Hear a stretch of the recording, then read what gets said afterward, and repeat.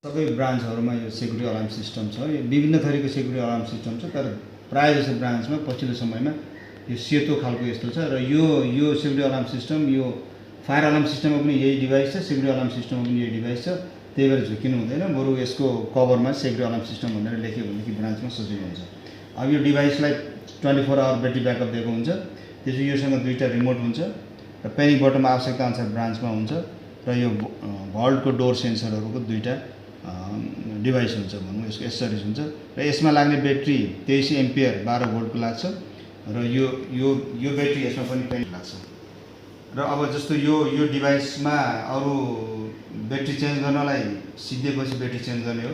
यसको मोडमा यो भल्ट ढोका खोल्न अगाडि यसलाई अनलक मोड थिच्ने, त्यसपछि भल्ट खोलेर पछि ब्याङ्किङ आवर बन्द भएपछि लक गर्नको लागि यो लक थिच्दिने र त्यस्तै यो दुईटै रिमोटमा हुन्छ र यो चाहिँ चेक गर्नलाई डिभाइस ठिक छ कि छैन भनेर चेक गर्नलाई साउन्ड दिन्छ यो गर्ने।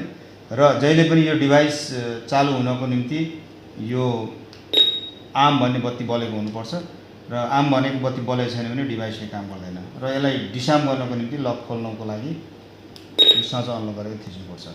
र यो प्यानिक बटन जहिले पनि इमर्जेन्सी पर्दाखेरि यहाँ थिच्ने हो र यहाँनिर एउटा बत्ती बल्ने पोजिसन छ। यो प्यानिक बटन थिच्दै जाँदाखेरि ब्याट्री राम्रो हुँदाखेरि यसमा हरियो बत्ती बल्छ र जब ब्याट्री कमजोर हुँदै जान्छ यसमा यो बटन थिच्दाखेरि रातो बत्ती बल्छ। अब यसलाई डिसार्म गर्नु र जहिले पनि यो भल्ट सेन्सरमा राख्ने जुन दुईटा डिभाइस छ यिनीहरुमा दुईटा बत्ती बल्ने पोजिसन छ। यो माथिल्लो बत्ती बल्ने पोजिसन चाहिँ जहिले पनि हामीले ढोका खोल्दाखेरि यसरी बत्ती बल्छ ढोका खोल्दाखेरि र जब यसको ब्याट्री सिद्धिँदै जान्छ, ब्याट्री सिद्धिँदै गएपछि दुईटै बत्ती बल्न थाल्छ र पुरै ब्याट्री सिद्धिएपछि हामीले ढोका खोल्दाखेरि पनि माथिको पनि बल्दैन तल्लो पनि बल्दैन, दुईटै बत्ती बल्दैन। त्यो बेला बुझ्नुपर्छ कि यिनीहरुको ब्याट्री सिद्धियो भनेर बुझ्नुपर्छ।